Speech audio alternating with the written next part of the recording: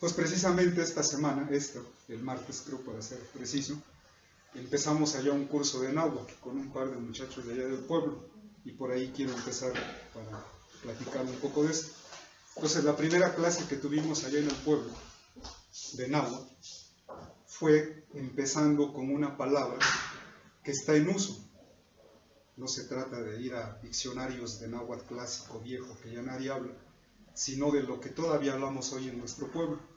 Entonces empezamos mencionando una expresión que nosotros, por ejemplo, en el pueblo, cuando invitas a un amigo a tu casa, dices, vamos a mi chante. Lo dice hoy la gente, lo dicen hoy los muchachos. Entonces, esta fue la palabra con la que empezamos este curso de náhuatl, como les digo hace unos días. Entonces, bueno, esta palabra ya está castellanizada. La palabra original es esta, chantli. Pero bueno, nosotros hoy decimos chantli. Entonces, cuando nosotros decimos vamos a mi chantli, la traducción no es tan sencilla como decir vamos a mi casa. Yo pienso que es algo más bello todavía. Cuando decimos vamos a mi chante es te voy a compartir mi intimidad, lo que somos, lo que soy, o sea, cómo vivo, o sea, qué como, cómo está organizada mi casa, mi familia, mi mascota. Es ese pequeño mundo en el que nos desenvolvemos cada día. Y cuando yo invito a alguien a mi chante,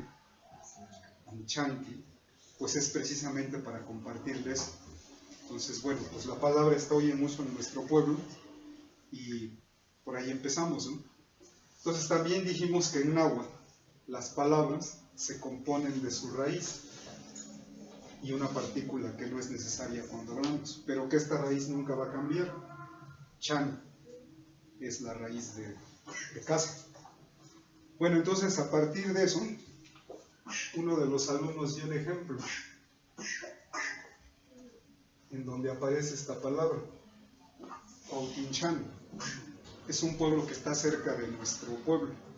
Entonces, no sé si ustedes conocen la geografía del estado de Puebla, pero nosotros cuando, hace rato que preguntabas, de nuestra peregrinación salimos caminando ahora en diciembre, el 18 de nuestro pueblo, y llegamos hasta aquí a la Ciudad de México, al Tepeyac. Bueno, pues en el camino uno de los pueblos por los que pasamos es este, Cuautinchan. Entonces no sé si a alguien le suene o no, pero está ya cerca por Tepeaca, Tecali, por esos rumbos. Entonces el alumno decía que si esta palabra tiene que ver con esta. Y sí. Entonces de ahí salió que esta palabra se componía de esta, de Cuautli. Y entonces que Cuautli resultó que es águila. Pero el plural de Cuautli, pues es Cuautín. Así se pluraliza, ¿no? Entonces repito esto y me quedo así, ¿no? Cuautín. Y entonces aquí es donde aparece la palabra casa, hogar. Y entonces el pueblo ese donde pasamos es Cuautinchan, que es bien bonita la palabra, ¿no? Es el hogar, a donde viven, o su casa, de las águilas.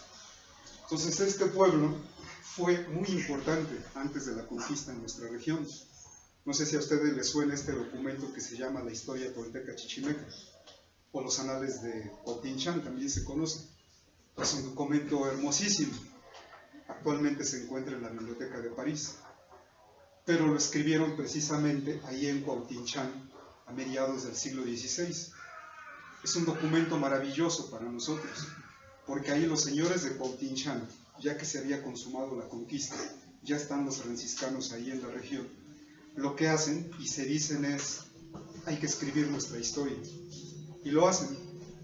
Entonces agarran un libro en papel europeo y lo escriben con caracteres latinos, pero también con glifos en el antiguo sistema de escritura náhuatl. Y el resultado es ese documento. Entonces, ahí lo que ellos hacen es escribir la historia de toda la región, y que incluye partes de esta región también, de cómo fue habitada toda nuestra región. Entonces ahí aparecen los pueblos de Tepeaca, de Tecali, de Cholula, toda la región está mencionada ahí, a partir del año 1000 en adelante. Esto para nosotros es importantísimo, porque nosotros estamos conscientes de que venimos de una cultura antiquísima. O sea que cuando ellos escriben esta historia, a partir del año 1000, piensen ustedes que la Ciudad de México, Tenochtitlan, ni siquiera existía. O sea que nosotros somos más antiguos que todo eso. Estamos hablando de una civilización milenaria. Y no lo que la historia oficial trata de hacer, que todo lo enfoca en el pueblo mexica. Y ahí se queda toda la historia. No hablamos de una cultura milenaria, sino que hablamos de los aztecas, los conquistaron y ya, ahí se acabó. Qué bellos fueron, pero se acabó. Y ahora existe el México mestizo y es una historia ficticia, ¿no? Actualmente existen más de 60 pueblos indígenas en México. Estamos vivos, aquí estamos. Pero bueno, regreso a este asunto. Entonces, este pueblo es importantísimo, allá en la región. Y ahí en ese lugar fue escrito este códice, o este texto que se conoce como la Historia Tolteca Chichimeca, que habla de nuestra región. Entonces, pues muy importante para nosotros. Y así es como se iba desenvolviendo la clase hace unos días con estos alumnos de allá del pueblo, ¿no? Entendiendo nuestra historia, la región, nuestras palabras. Y de ahí salió una idea, que normalmente en náhuatl, en lengua náhuatl, solamente se pluralizan los seres o los entes animados, los que tienen vida. Las cosas que no tienen vida no hay por qué pluralizarlas. Y entonces ahí salió el caso de una palabra, Tepetl. Es una palabra importantísima porque actualmente en toda nuestra región está inundada de esta palabra. Está Tepeacan, está Tepeji, está Tepetzitzintla, está Toltepec. En la región, sí, Aguatepec, Tlacotepec, Xaltepec, Igualtepec, Tepeyahualco. Chingo de pueblos en la región que tienen esta palabrita. Entonces, pues ahí con los alumnos, pues llegamos que esta palabra la conocemos hoy, la usamos hoy. Tepe es cerro. Pero resulta que la palabra cerro se pluraliza también. Y entonces ahí eso nos llevó a reflexionar que tal vez para el pensamiento occidental el cerro es una cosa que no tiene vida.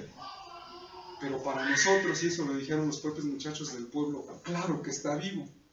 Si el pueblo, el cerro nos da la pipicha, el cerro nos da la salvia, el cerro nos da la leña, el cerro nos da los animalitos, ¿no? los conejos, todo lo que hay ahí. Entonces mucha vida hay en el cerro.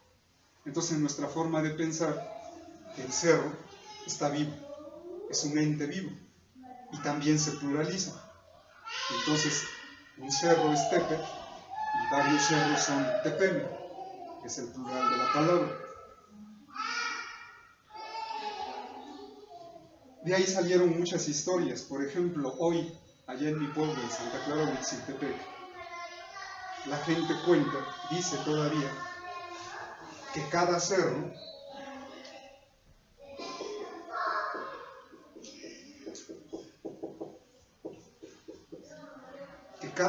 tiene su corazón del cerro, que así es como se dice, Intepet y Yol, el cerro su corazón, o su corazón del cerro.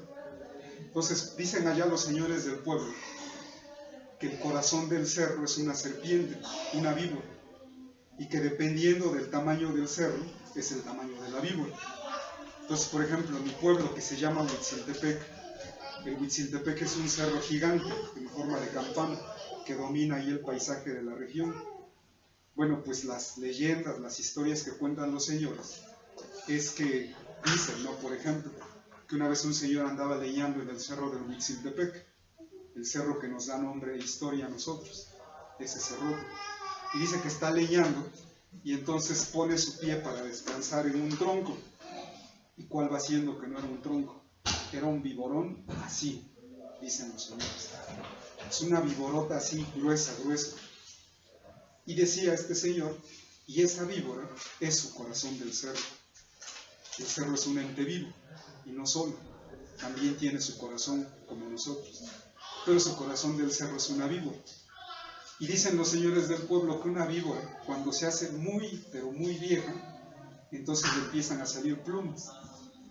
Y una vez que le salen plumas, la víbora asciende al cielo y se va a buscar el lugar donde sale el sol, o sea, el oriente. Entonces, no estoy hablando de historias que salieron de algún libro de antropología o algo así, sino es lo que cuentan los señores del pueblo.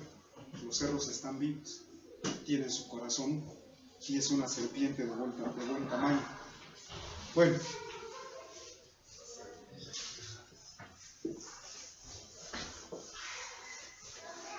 y entonces también salió un asunto a Lucis, ¿qué tan bueno?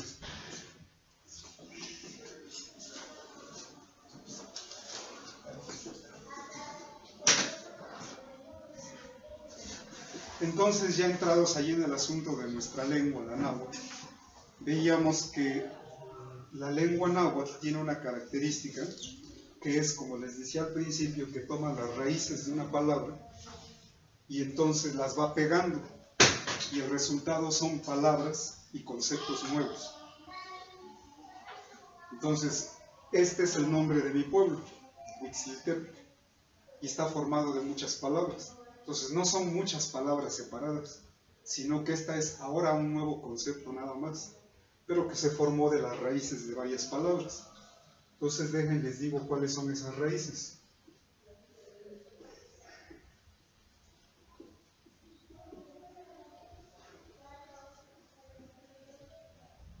Entonces, aquí tengo 4 palabras. Una es Huitzli, Tliltic, Tepetl y al final K, un sonido. Entonces, si yo agarro nada más las raíces de esas palabras y las junto todas, es como un verdadero prodigio de ingeniería lingüística. Junto todas las palabras y ahora tengo un concepto nuevo. Entonces, esta palabra solita significa espina, Huitzli. Esta palabra Tliltic significa una cosa que es negra, un objeto que es negro. Pues ya vimos que es un cerro, y esta terminación da el sentido de em, o sea que está ahí, em. Si lo juntamos todo, tenemos esta palabra, y se puede entender de aquí para allá como en el cerro de las negras espinas. Y ese es lo que significa el nombre de mi pueblo. Es en el cerro de las espinas negras. Entonces, todo esto que les platico es así como para darnos una idea de este asunto del náhuatl. El asunto es más complejo, claro, pero aquí nada más son unos cuantos ejemplos, ¿no? Para entrar de lleno al asunto. Porque lo que queremos explicar el día de hoy, pues es una palabra que ya el Maestro Jesús nos la dijo.